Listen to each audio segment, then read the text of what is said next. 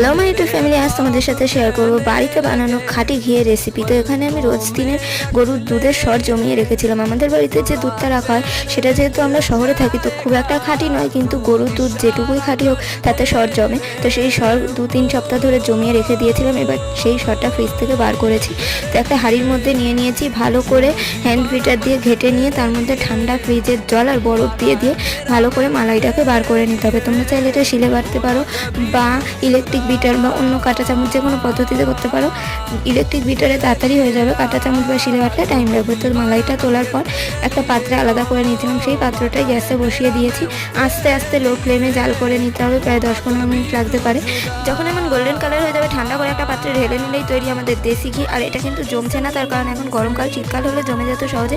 তোমরা চাইলে এটাকে ফ্রিজে রেখে জমিয়ে নিতে পারো। এই ঘিটা থেকে সুন্দর একটা গন্ধ আসছিল, বোঝাই যাচ্ছিল না যেটা বাড়িতে বানানো। তোমরাও ট্রাই করে দেখো। আজকের মতো টাটা।